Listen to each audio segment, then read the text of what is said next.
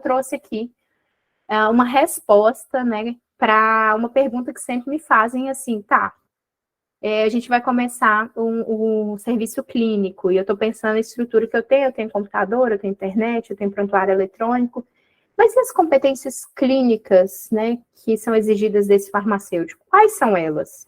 E como trabalhar, como fazer um PDI, né, um plano de desenvolvimento individual para que a gente consiga ir fazendo desenvolvimento mesmo por competências dessa equipe, né? Então, a CCP, né,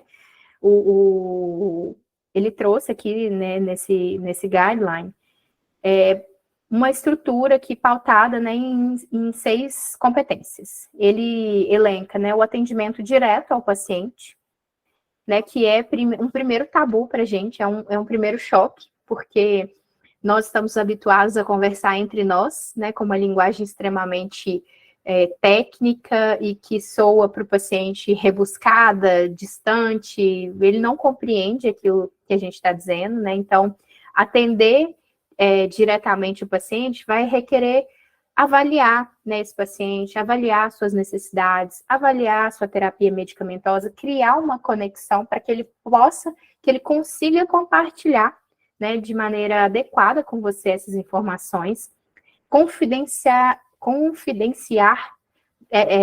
coisas que às vezes ele não passou para outro profissional de saúde. Quantas vezes a gente se depara, né, com relatos dessa natureza? E aí, com base nessas informações coletadas, numa primeira análise crítica, aí sim a gente desenvolver planos terapêuticos, acompanhar e monitorar esses resultados, nessas metas terapêuticas e colaborar com outros membros da equipe. E aí, esse atendimento direto ao paciente parece que já é o todo, né? Parece que já cerca ali tudo que a gente... quando a gente pensa em farmácia clínica, isso aqui já é um macro processo bem desenhado. E, de fato, é. Quando a gente olha lá para a nossa resolução, a 585, atribuições, né, como trabalho em equipe, colaborar com comissões multiprofissionais, certificação, acreditação, são todas atividades que estão relacionadas a competências clínicas do farmacêutico, tá? E aí, tem uma competência, que é a que a gente mais conhece, que são, né, as nossas hard skills, né, o nosso conhecimento técnico, né, que é o conhecimento propriamente dito da farmacoterapia, que é quando a gente consegue transpor esses conceitos, né, da farmacologia, da farmacoterapia, da fisiopatologia, pegar tudo isso e conectar essas temáticas para fazer uma aplicação pautada, né, em evidências, né, para guiar, nortear nossa tomada de decisão, né. Então, uma coisa que eu gosto muito de dizer, então, dentro das competências clínicas do farmacêutico, a gente vai ter um monte de hard skills, né, habilidades do que a gente fala ali do conhecimento técnico mesmo, mas vão ser necessários também soft skills, né, que é essa capacidade de comunicar-se de forma empática, e assim, como eu disse, né, lá no início, não só com pacientes, mas com outros profissionais, uma comunicação clara, uma comunicação concisa. Para comunicar de forma assertiva, existe técnica, então a gente consegue ter ferramentas, né, para confirmar o entendimento desse paciente ou da equipe numa situação estressante, numa parada, na retirada de um medicamento numa situação de urgência numa farmácia. Então, a gente precisa trabalhar habilidades aí que a gente chama de soft skills, né? Assertividade, confiança, empatia, né? Respeito. A gente também tem uma questão relacionada ao profissionalismo, né? Questões relacionadas ao humano, né? Que acho que deveria ser inerente a todos nós aí da área da saúde, né? A integralidade, a honestidade, a ética. A ética é inegociável, não existe eu sou meio ética, ou mais ou menos ética, né? Ou você é ético ou não é. Então, essa questão da liderança, que é muito engraçado, né, gente? Eu falo engraçado porque, né, seria cômico se não fosse trágico. Essas frases prontas, né, de líder versus chefe, né? E quantos de nós aqui que estamos nessa palestra lideramos equipes em maior ou menor nível hierárquico, mas todos nós, farmacêuticos, somos liderança, né? Somos referência para uma equipe. E quantos rótulos, né, vem também exigindo um amadurecimento e profissionalismo, né, da nossa parte. Então, são competências aí que você precisa pensar quando você está estruturando, quando você pensa por onde começar uma farmácia clínica. É importante você fazer um levantamento dessas habilidades, um inquérito, um mapeamento dessas habilidades na sua equipe e traçar estratégias individuais para amadurecer, né, cada membro. Uma coisa que eu gosto de falar muito também, gente, é que não existe uma receita única que vai servir para todo mundo da sua equipe. As pessoas são diferentes e é aí que está a mágica. São nas habilidades complementares de um membro do time e de outro. Então, a nossa ideia não tem que ser também uniformizar, fazer cópias, né, fazer clones, né, pensar naquela lógica da qualidade lá dos anos 60, da padronização.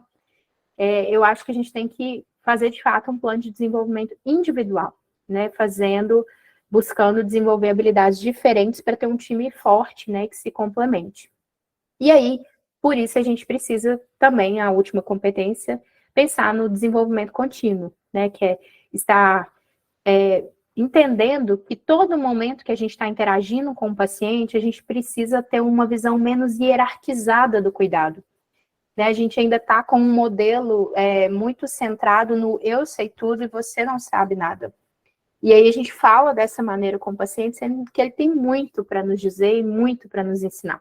Né, o paciente é que está com a chave ali, com todas as respostas para a gente ser assertivo, mais uma vez é a palavra, né, na condução, na resolução dos seus problemas relacionados a medicamentos. Então, aproveitar essas oportunidades no cotidiano para fazer, de fato, uma educação permanente em saúde. Não só com os outros, mas para com a gente mesmo, né? Fazer um desenvolvimento profissional contínuo, né?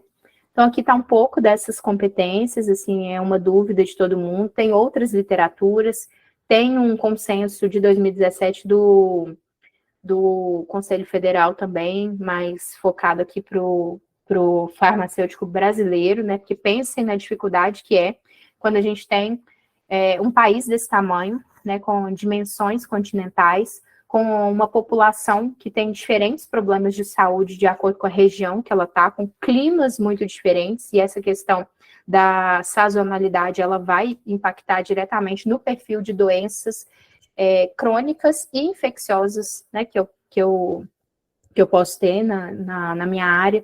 Então, isso vai exigir aí um grande jogo de cintura do farmacêutico, muitas competências para serem trabalhadas com farmacêutico. Então, eu recomendo que vocês leiam também depois esse consenso do Conselho Federal de Farmácia.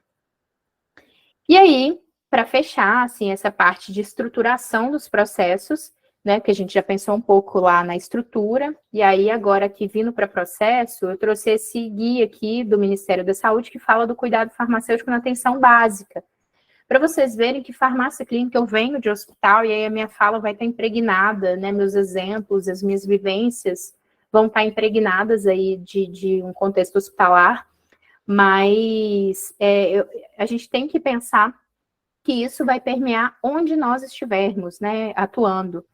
Então, eu vou pensar em 4 principais processos. Primeiro é do acolhimento e da coleta dos dados do paciente. Isso pode ser pessoalmente, com uma prancheta, uma caneta. Aí a diferença é que eu vou demorar um pouco mais, mas eu vou conseguir ter esse contato. Às vezes eu estou numa unidade básica de saúde, eu estou num posto de saúde, às vezes eu estou numa ILPI, né, numa instituição de longa permanência.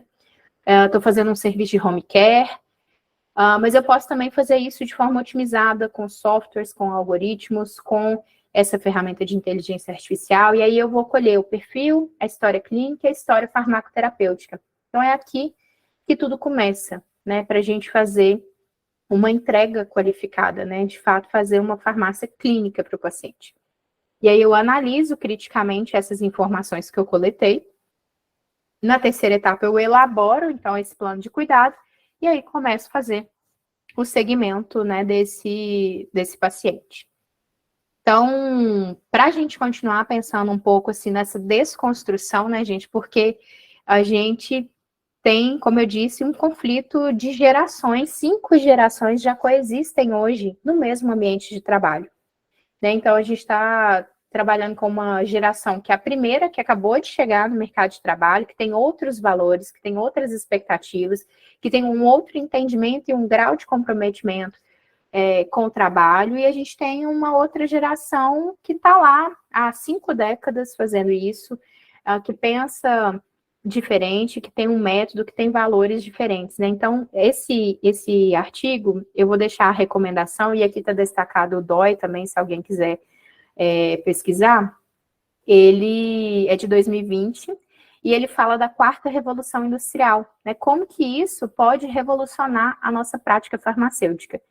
Porque hoje vocês podem entrar no Instagram, eu tenho certeza que todos vocês já se depararam, né, com pessoas perguntando, assim, alguns profetas do fim do mundo, a inteligência artificial vai dominar o mundo e nós vamos todos ficarmos desempregados, e o que vai acontecer, o que vai ser de nós, e aí eu brinco, né, esses dias a minha gestora morreu de rir, porque eu falei, não, gente, não tem como a gente ser substituído, a gente é muito sobrecarregado, ela só vai vir para ajudar mesmo, a gente tem muita coisa para poder fazer.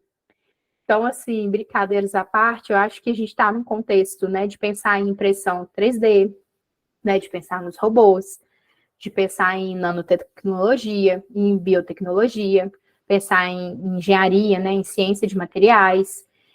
Então, isso tudo pode trazer uma revolução em diferentes áreas da farmácia, e a gente tem que estar preparado para se apropriar, né, dessas oportunidades, né, e tentar transformar radicalmente, porque a tecnologia, ela já não está aqui para a gente discutir se ela vem ou qual é o impacto, ela já está aqui.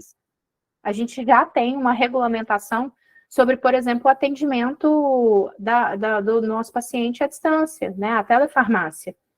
Então, a gente já conta, né, com essas ferramentas no nosso dia a dia, e a tendência é que isso maximize nos próximos anos, porque hoje a gente ainda vê uma realidade de muita desigualdade na distribuição dessas tecnologias.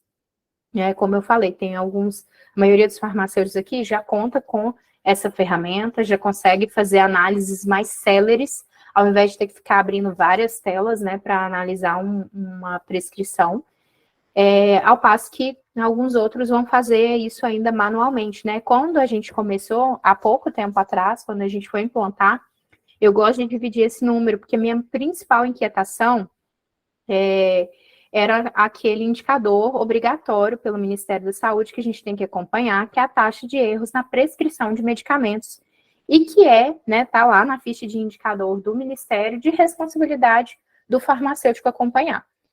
E essa taxa, nossa, ela era de 11,75%. Pensa numa taxa de erro de pressão gigante. Mas quando a gente ia olhar os números, a gente falava assim, nossa, mas esse número, será que é isso mesmo? Porque a gente avalia poucos itens, a gente estava avaliando em torno de 400 itens, que era o que a gente tinha com aquela estrutura, com aquele número de pessoas a avaliar. Então, eu avaliava 400 itens. E ainda tinha um viés, que era como essas prescrições eram selecionadas.